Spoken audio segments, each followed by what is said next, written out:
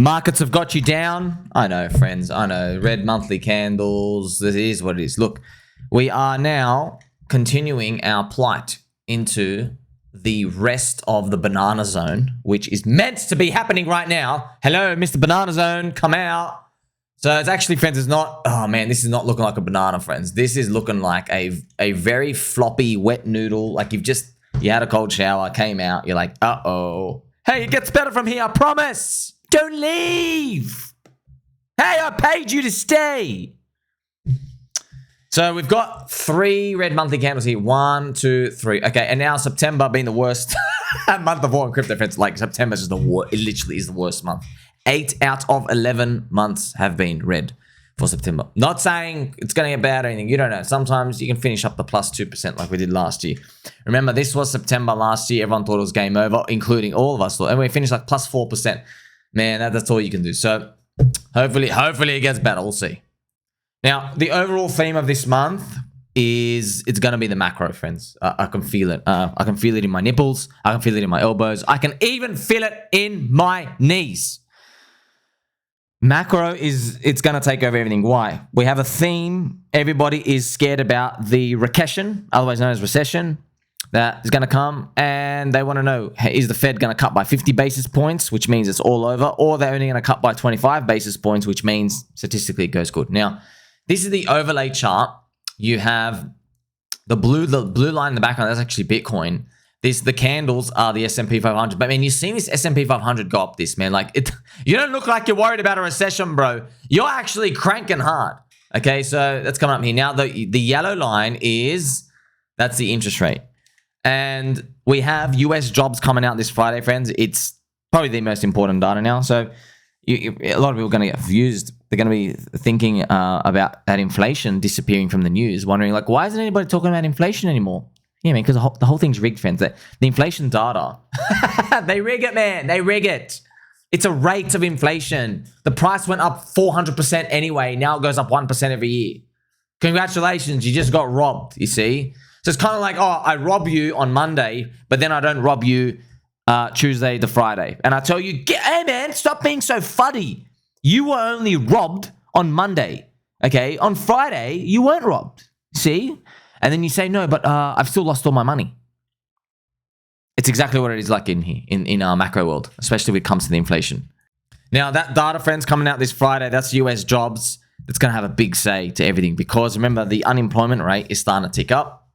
And I'll show you that chart right here. So see how it's starting to curl up, friends, the unemployment rate. Obviously, this is recessions every single time. Every single time. Recession, crack, zombie rise, crack. So this is the thing, though. Everyone's expecting this to keep ticking up. It's 4.3%. Now, oh, man, it would be funny if it doesn't tick up to 4.3. Imagine it does the unthinkable and then actually ticks down to 4.1. 4.2, man. Man, I'll tell you, there's weird stuff like that happens all the time. It's not easy, man. It's not easy. Like, people have spent thousands of hours and billions of dollars to try game the S&P 500. Friends, the S&P 500, it's a $40 trillion market cap. So you can literally do hundreds of billions of dollars of buys and sells. You can get in. That's how deep the liquidity is. So you can make a lot of money if you can get it right. It's too hard, man. Slippage, the uncertainty, the chaos. That's why these funds that overperform the stock market, they barely do it. You know, friends, I just read this thread on Twitter yesterday. Bill Ackman, who's like the baby face mini Warren Buffett. He's not even anywhere near close to Warren Buffett. Bill Ackman. So he takes like these big bets sometimes, gets them right. The stock market, S&P 500 has done, I think, 120% in this 5 years or something. And then he's considered a god because he's done 180%. So 120, so 2.2x, but he got 2.8x in like 10 years or whatever it is, or 5 or 10 years. You see that? He's a god. Literally one of the God's greatest. You see that? And by the way, the NASDAQ did 2.5x. So 2.2 was stock market, 2.5x was NASDAQ, and he's 2.8 considered a god. You see that? So in crypto, man, we're like, bro, if I see a single digit return, don't bother messaging me. I don't want to see single digits. It's 10x or more. That's it. We're risking everything. But that's the game, man. That everything goes to zero. So you have to, when things work out, you have to hold them. And then as we move throughout September, friends, we're going to have obviously CZ coming out of jail, probably the most bullish news of all. You have the FOMC, which is in 16 days. That's going to be the US Fed doing their rate cut decision. But they know, friends, they got a good feel of the crowd. They know. They're like, hey, if we cut by 50, they'll all be scared. So we're going to cut by 25 because that's what the market expects. And actually, what's more important as well, friends, is looking at that US 2-year government bond rate, which is just basically tells you where's the Fed going, right? So they are cutting. This is 3.9%. So the US 2-year bond is basically saying they're going to cut like pretty much 6 times from now to like the end of next year. They're just going to cut like 25, next one 25, maybe wait 25. That's what is priced. But it doesn't mean it's 100% going to happen because there's all these uncertainties and shocks that come along the way. But luckily you and me, friends, have the power of friendship. The best advice I ever got, I have to believe in myself more. As you can see now, man, crypto, you wake up, red candle, what's going on? We all need butthole surgery. I know, man, life's tough, friends. Life's tough. We're kicked in the nuts. But you know what? They got through it before, man. They're just candles on a screen. We got to keep telling ourselves that they're just candles on a screen. And I've made so many videos, friends, that you like and subscribe to with your very, very pointy elbows and cold glass of orange juice. So many times I've just told you how thin liquidity is. When people are selling a coin, like for example, DickWifButt went down from the recent 9mm exchange exploit hack thing. So you see that, friends? So someone out here dumped the DickWifButt 40% in a day. But man, this isn't the full liquidity amount, but they're so tiny, friends. Like it's so small. Do you know how easy it is to get these things to smack up? But it's easy in terms of little effort required. However, it is not easy. It's impossible to do it now. That's it. Like, for example, friends, do you know how difficult it is for you to feel sleepy at midday? It's really difficult. Imagine you had a full night rest of sleep. You can't feel sleepy at midday, man. You can't. You need to be awake for like 14 hours. You see that? Or you got to take some drugs. You see how difficult it is? How are you going to naturally feel sleepy at midday? But you just got to wait. You got to wait for the sleepy time to come. Well, in markets, we've got to wait for the pump time. That's hopefully, stocks continuing to hold their high, which is like, I've got to show you that as well. I mean, like stonks have been holding their high, friends. S&P 500 near its all-time high. You have the Mr. Russell 2000 slowly making its way. Please, Mr. Russell. Please, Mr. Russell, give us the friendship. We need you to pump higher. So they're all happening, but we just need that global liquidity index to keep rising, which is what we have right now, friends. What we have right now, see global liquidity index ticking up, Bitcoin still stalling, Tether market cap going up, right? So on that global liquidity index, we're going to have to tell you, friends, the guy who made the index is bullish. Okay, the guy, actually, the godfather of global liquidity, and I'll show you. I have it right here, friends. This is him. This is literally this. I made my whole video on the global liquidity index. So, friends, you get to see, right, in life, like the investing game, right, the skill set you need to win, it's different to the analysis centric part, right? The analysis part is like, there are great people, trust me. There are people, I'm like, bro, you figured all of this out. You should be turbo giga long crypto. If what you actually say is true, if you believe it yourself. But you see, that's the thing, friends. People will find this information, but they don't really believe it in their hearts. So you can adopt someone else's like mantra. You can actually believe harder than they do. Okay, but I'll just let Mick speak here. The fact is that the most bullish time for markets is when you've got a slow economy or sluggish economy that policymakers are trying to goose, and that's exactly what we've got. And you've already got a background in global markets now, where number one, you've got a soft US economy, not a recessionary economy. And number two, you've got a Federal Reserve that wants to ease now, which is clearly a big tick. And the third thing is you've got deflation in China. So that's keeping a lid on inflation pressures worldwide over coming months. So this is really a pretty good environment for financial markets generally. We're still risk on. We continue to be risk on. Nothing we've seen over the last few weeks or months has really dented the uptrend in global liquidity. This episode. Now, friends, of course, what he said is true, but if you actually go back and just listen carefully, it sounds like porno elevator music. Just listen to the background. The fact is that the most bullish time for markets is when you've got a slow economy or sluggish economy that policymakers are trying to goose, and that's exactly what we've got. Wow, so like I didn't hear that the first time. I'm actually shocked. Now it makes a lot of sense. It's porno elevator music playing behind the guy who invented the global liquidity index. This has to be some sort of calling for the universe, okay?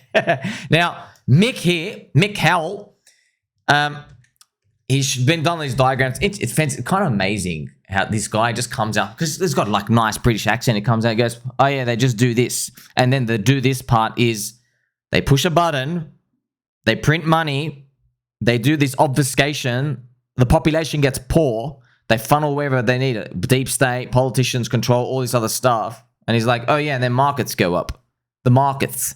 Like, bro, you've literally just uncovered the world's biggest scam, bro. You should be on Fox News and MSNBC and every other soy news network out there. You should be front page every single day for what this guy was able to do. He got all the data of all the governments. He puts all of it together. He goes, oh, you're all actually printing money, but you just don't call it printing money. You use these other 3-letter words out here. This is the guy, by the way, Arthur Hayes references him.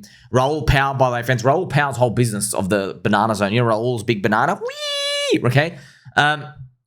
It all comes from him. It's just like, yeah, they're just going to like, go up or go down and like, yeah. But here's the thing, man. Here's the thing. What he's saying is true, friends. What he's saying is true. The guy invented the Global Liquidity Index. He's actually saying, from everything he's saying, goes, yeah, this is actually the most bullish time. The most bullish time is when things are starting to slow down a bit. Because they just keep giving it sugar rush, okay? The worst time is when there's a big crack, the dead cat bounce, sugar rush tries to save it, and then they have to do more.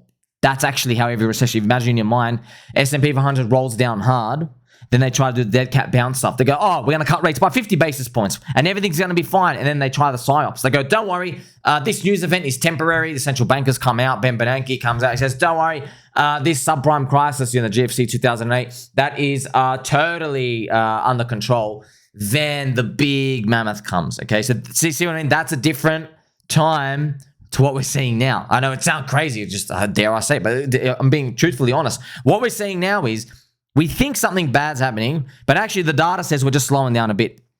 But everyone's expecting something bad's going to happen, something big's going to happen. And like that's why we just need that September data. That's why I went through it with you earlier, friends. We need the September data to come out. And friends, I can already tell. Let's play some pump music. They are 100% going to rig the job numbers again.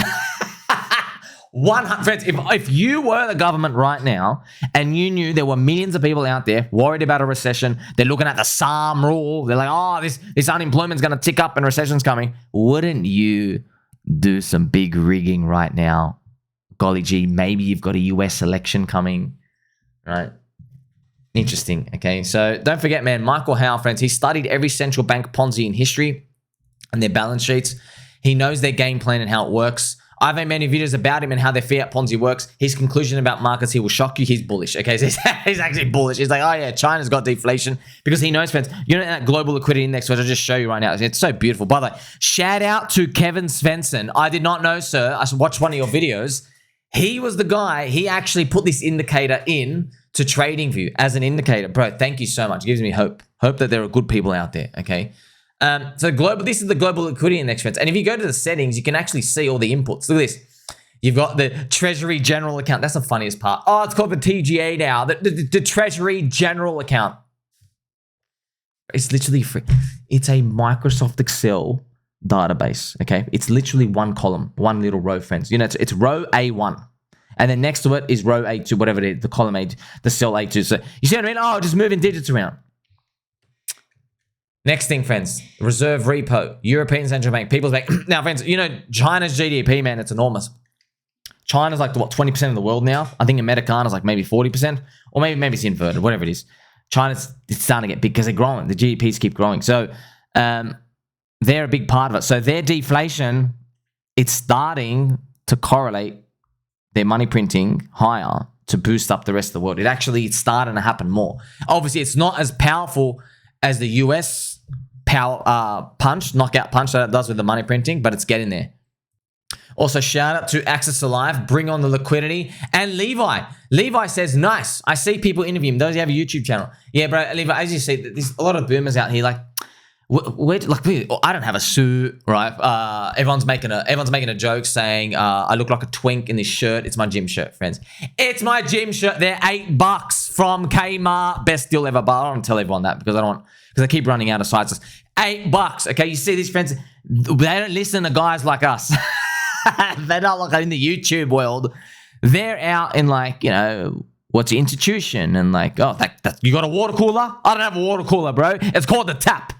That's my water cooler. I use the gym's bubbler, right? And it's rusty. There's moths around it. I saw ants in there. You see? That's what we are to them. It's funny, like, we're the new blood.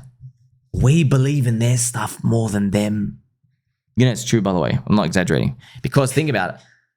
These people, friends, like Mick's like, you got about 5% in crypto, yeah. 5% of your net worth, yeah. Yeah, for a normal, rational person, bro. Not a single thing about our bones and bodies and our souls here in crypto is normal and rational. Not a single thing. Even look at the investment lifestyle expense ratio in crypto. So in stock market, people literally have their life savings and they're all worth like, you know, there's a lot of people with net worth 5, 10 mil plus in stock market. And they'll have 30 years of life savings in there. That's the pension Ponzi, right? 30 years of life savings. In crypto, you are a lunatic if you have just 1 year of life savings. You're a lunatic. Now, there are a lot of lunatics here, but you get to see it, right? So imagine coming to someone off the street and telling everyone, hey, how much do you earn per year? Okay, 50K. Okay, sweet. You got 500 grand in savings. Okay, you found the rare person. Put all of it in crypto.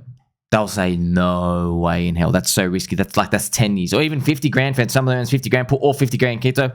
They're like, no way, not even that. You see, but for us, we're like, yeah, of course you need that.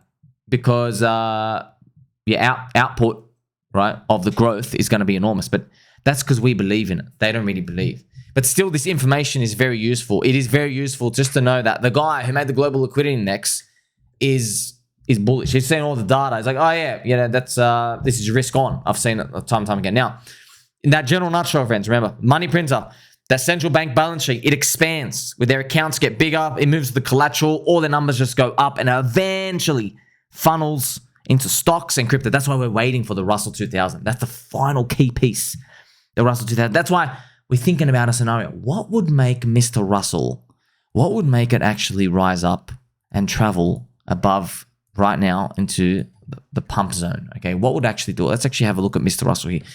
Like, that's why looking at September, maybe, friends, maybe when you have FOMC cuts, right? You have CZ coming out of jail. Then you have maybe that unemployment data. Maybe it's a bit stronger than the market was hoping for the bears, right? Maybe the Kippy, friends. The Kippy is also, it's down into the 2s now. Okay, it's down 2.9. And it's going to keep going down even harder. It's going to go down more. And you know, Mick here, Mick Howell, he basically said, don't worry about inflation. You're going to have a deflation crisis again. Because AI, friends, AI is like wiping everyone's jobs out and all these other stuff. They're making jobs, but yeah, just all these things are getting exponentially faster. You know, they have to print money. So the bullish undertone is still there, man. That's why you're just watching this like Bitcoin price sitting at 57K. You're like, no, I think you're wrong. But not really wrong. Everyone's trading based off their entertainment value and they're bored right now. So I guess that's what the price is. Make sure you like, subscribe, belly button on. Catch you in the next one.